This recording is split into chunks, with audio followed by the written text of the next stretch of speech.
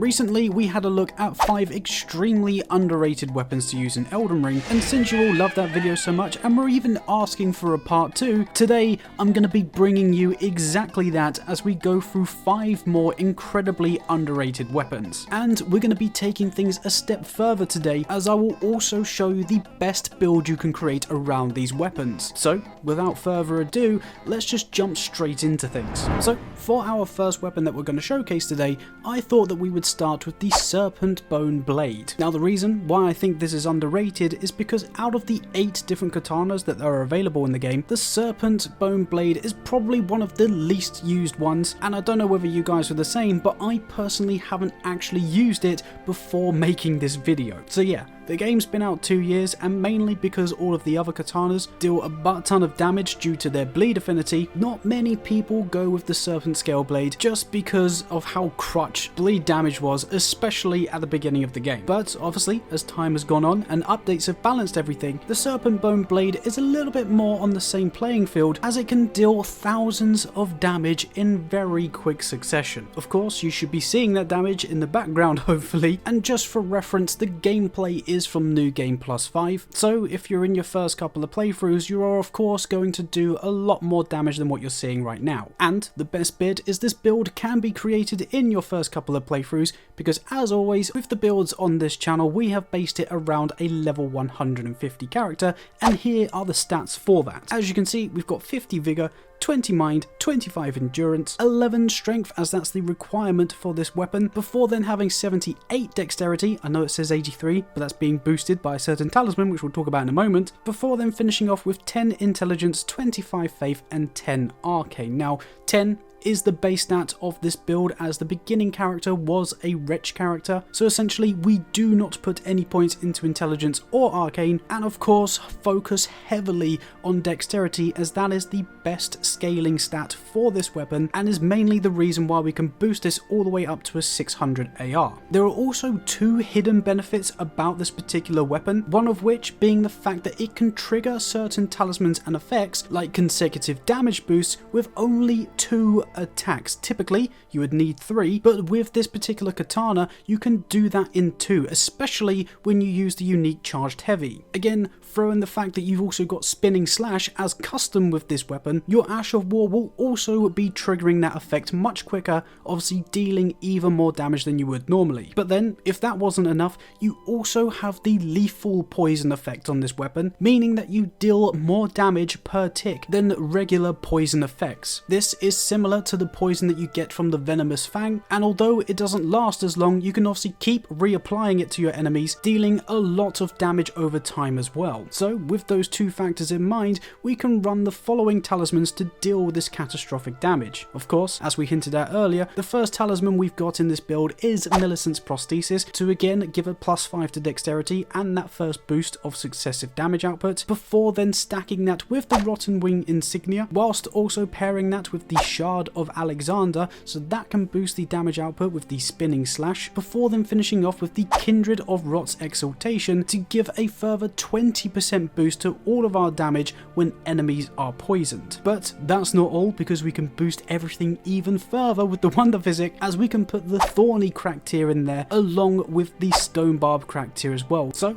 altogether we've got 3 different aspects boosting the consecutive damage output, along with a heightened amount of poise damage, allowing you to deal a load of critical hits even though you're just using a standard katana. And if you wanted to get this weapon for yourself, all you need to do is join up with the Volcano Manor and complete the second invasion to defeat Riley, and once returning to Lady Tanith after doing so, she will then grant you with the Serpentbone Blade. So not only is it super powerful, but it's also really easy to obtain. And talking about stuff that's really easy to obtain, that's something that you can do with today's video sponsor, which is of course MMO EXP. So yes, MMO EXP are once again sponsoring the channel, and they are the fastest, cheapest and safest place to purchase in-game items and currencies. They cover a multitude of different games, and Elden Ring is one of those games that they cover. So if you don't have the time to grind for certain items in the game, or just want to buy a multitude of runes super quickly, MMO EXP is the best place to do that. And where we've partnered together, I've got my unique code JAZZA that you can use at checkout to get yourself 5% off. So if you're interested, feel free to use the link that will be down in the description to get yourself over to MMOEXP, and like I say, if you do happen to purchase anything, don't forget to use my code JAZZA, JAZZA, to get yourself a further discount off your purchases. So thank you once again to MMOEXP for sponsoring today's video, but now let's get back into these underrated weapons. So for our second weapon today, we have got ourselves the Carian Greatsword. Now this one probably is a little bit controversial in terms of being underrated, but when you think about intelligence weapons, you're probably thinking of things like the Death's Poker, Darkmoon Greatsword, even possibly something like the Wing of Astel, but the Carian Greatsword is just as good as those brilliant weapons, especially when you make use of its insane Ash of War. Carian Grundor is chargeable up to 3 times, making the sword bigger and more powerful each time. It essentially turns what used to be a puny little straight sword into a colossal demon, not only doing thousands of damage with each strike, but also a butt ton of poise damage, typically breaking enemies' poises in 2 or 3 hits. This weapon is much easier to obtain compared to the Serpentbone, as it is located in a chest that's being guarded by one of those convoys just outside of the 4 belfries. So once you head to this location, like I say, you will find a convoy, and in the back will be the chest holding the Carian Greatsword. It also requires very minimal stats in order to wield it, because you only need 10 strength and dexterity along with 18 intelligence to do so. So it's a weapon that you can pick up almost straight away and use it to decimate everything that the game has to offer. And again, to mimic the damage outputs that you're seeing on screen, here are the stats for the build in order to do so. So again, we've got 50 vigor, 25 mind, 25 endurance, 39 strength, 10 dexterity, 60 intelligence, and then 10 faith and arcane. The reason why we don't put everything into intelligence and have a little bit into strength is because the Ash of War does benefit from the strength scaling. So it is best to go to 60 for the intelligence before you hit the first soft cap, before then putting the rest of your points into strength to get the maximum damage output that you can with the base AR of this weapon. And then obviously once you've done that, you can improve the damage even further with the following talismans. Of course, as we're relying on the Ash of War for most of our damage output, we will need to use the Shard of Alexander, and then because the Ash of War is chargeable, we can also rely on Godfrey's Icon, as well as boosting the magic damage of the weapon by using the Magic Scorpion Charm, before then finishing off with the Ritual Swords Talisman to give us that final 10% boost. Now, just also where we don't have any faith in this particular build,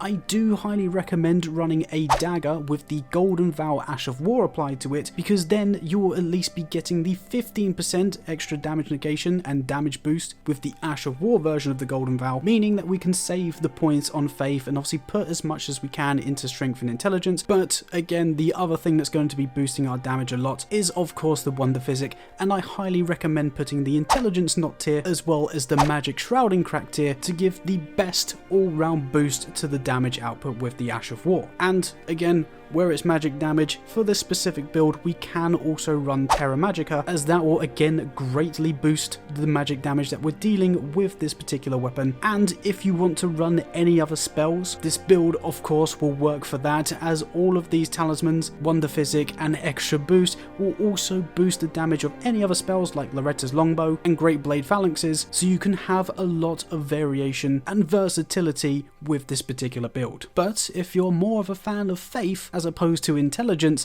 then this next weapon might be a little bit more of your thing. That is because for our third weapon today, we have got ourselves Suluria's Tree. Now this was a weapon that actually featured in my recent top 5 builds video, so you may have probably seen that video and know the capabilities of this weapon already, but I thought I would mention it here because it deserves a little bit more love. Like I said, I have covered this weapon before, so I'll keep it short and sweet, but Suluria's Woe, the Ash of War with this weapon, is an insanely powerful attack, dealing a load of poise damage at the same time. Don't get me wrong, it's not quite as much as say something like the Darkmoon Greatsword, but it does have the capability of stunning enemies or knocking them back if they don't have enough poise, allowing you to play the game in a similar way like the Blasphemous Blade, just holding the Ash of War button, destroy whatever was on your screen, and move on with your day as if nothing even happened. This weapon is obtained fairly late game, as you do need to defeat the Crucible Knight that is residing in the Deep Root depths, so a lot of players, especially in their first playthrough,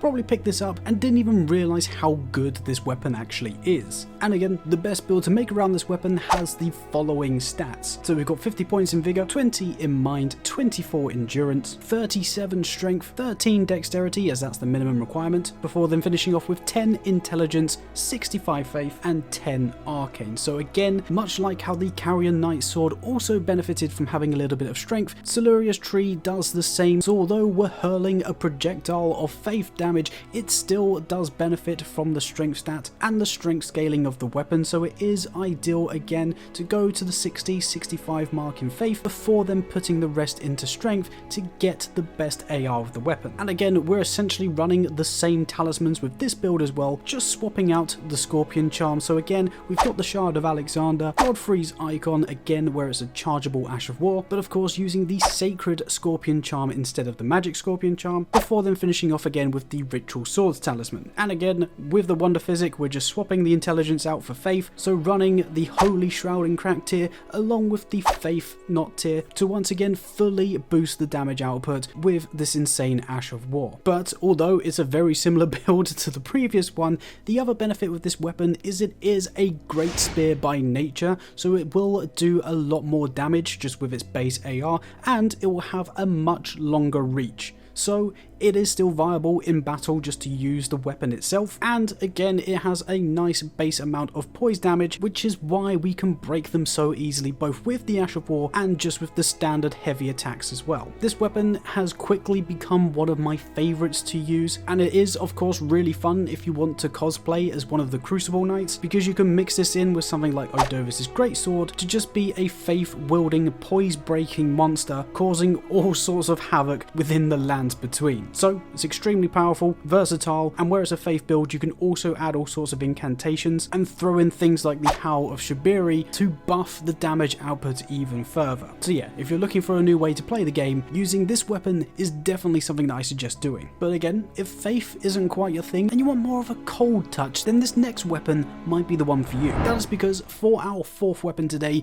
we have got ourselves the Royal Greatsword, aka Blythe's Greatsword. So yes, this is the colossal sword that Blythe uses throughout the game, and not only does it have a brilliant base AR, but it also has one of the best frost proccing moves in the entire game with its unique Ash of War, Wolf's Assault. Essentially, with each use of this Ash of War, you can be doing upwards of 160 frost proc, as with the first move, lunging yourself forward and plunging the sword into the ground, you do 60 points of frost proc if you hit somebody with that move, before then hitting them with a further 100 if you manage to get them with the icy explosion afterwards. So if you're lucky enough, you can get the frost proc to happen with the very first move, but if you don't do that, you're almost guaranteed to get it on the second attempt, which will of course immediately take off 10% of your enemy's health, as well as reducing their defenses by 20% for the next 30 seconds. Throw in the fact that even without the frost proc, this move does thousands of damage on its own. This weapon can become very, very deadly when you do apply that frostbite. Also, whereas a colossal sword, you will be doing a lot of poise damage at the same time, so more often or not, by the time that you've applied the frostbite to your enemies,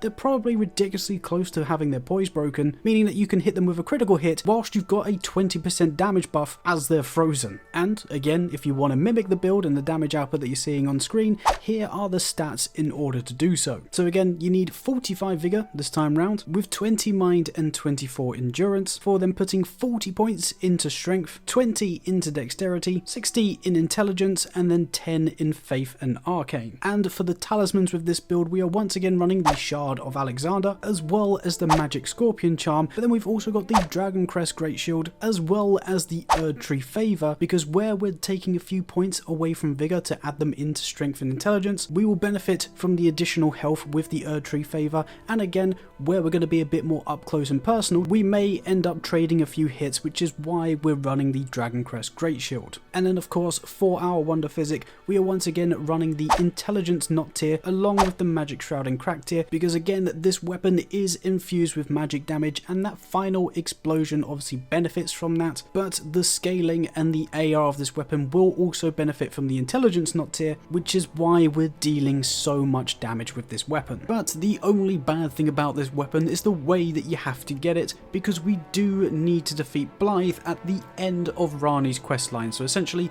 complete it all the way through, and after meeting Rani in the Moonlight Altar, you can then head back to Rani's Rise, where Blythe will be waiting outside for you, but he's unfortunately turned against us, and like I say, after you defeat him, you will then be granted with the Royal Greatsword. But of course, there's only one more weapon to discuss with you, and that weapon just so happens to be the Magma Wyrm's Scalesword. Again, it's another weapon that I actually hadn't used until recording this video, but it is once again an absolute monster of a weapon when used correctly. This is of course the weapon that you get by defeating the Magma Wyrm Makar, who is residing in the ruin-strewn precipice, and it's a very good curved greatsword with another unique moveset. Essentially, the movesets that the Magma Wyrm have, such as the Guillotine heavy attack, is now available for you to use obviously when you equip this weapon. And the Ash of War, the Magma Guillotine, is essentially the ending of that final rushing move that they do, running towards you before lunging, spewing lava all over the floor. Now, I am just going to say this before I go any further.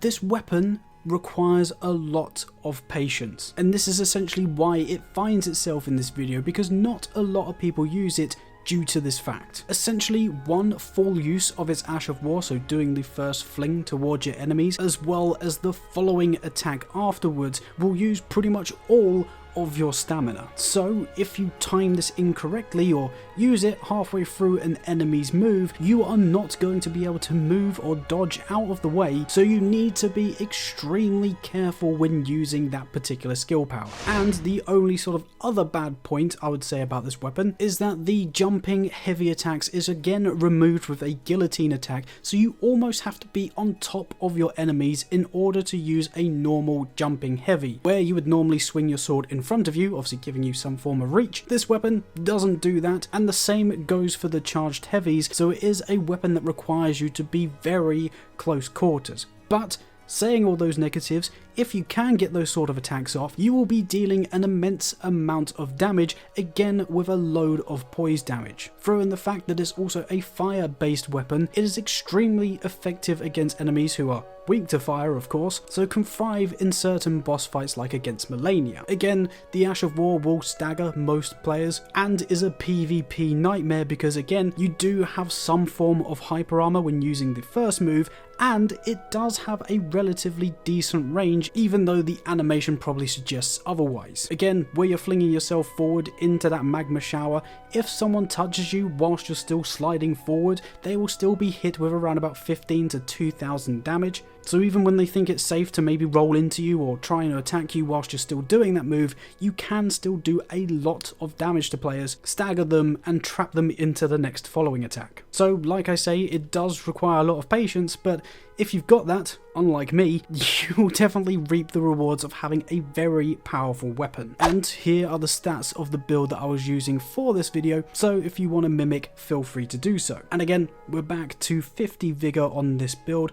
before then continuing with 20 mind, 25 endurance, 59 strength, 15 dexterity, as that's the minimum requirement for this weapon, before then finishing off with 10 intelligence, 40 faith and 10 arcane. So again, we've got a high amount of faith, so we can use boosts like Flame Grant Me Strength and Golden Vow, or if you really want to get the maximum damage output, you can change Flame Grant Me Strength to Howl of Shibiri, but of course again be wary with that because where you're going to be up close and personal, you will also have an increased damage intake of 30%, so yeah, just be really careful if you want to run that risk. But either way, I highly suggest running the Fire Scorpion Charm as your first talisman, as well as the Ritual Swords Talisman and the Shard of Alexander, before of course finishing off with the Dragon Crest Great Shield once again, just to give you that added bit of protection. And then just to finish off the build, I suggest putting the Flame Shrouding Cracked here in there, along with the Strength Knot, just to boost your AR that little bit more. And then, like I say, with that and a little bit of patience, you will have a monstrous fire weapon that will leave lava on the ground, and that actually lasts a substantial amount of time, around about 5 seconds or so, constantly dealing damage against your enemies whilst you hit them around the head with a weapon that's also capable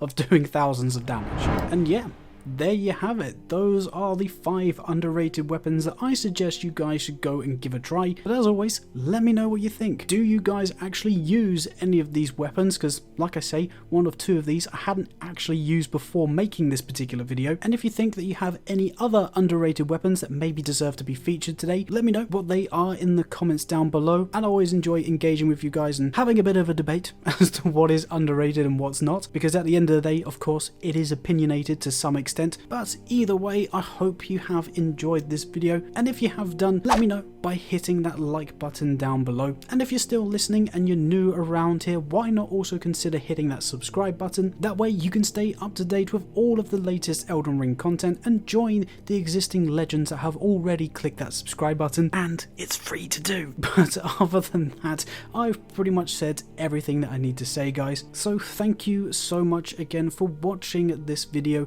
I really do appreciate all of the support that you guys show to my channel. So yeah, thank you for being so amazing. Have fun with these underrated weapons, and of course let me know how you get on. But for now, I guess I'll catch you in the next video of whatever it is that we make. Bye bye.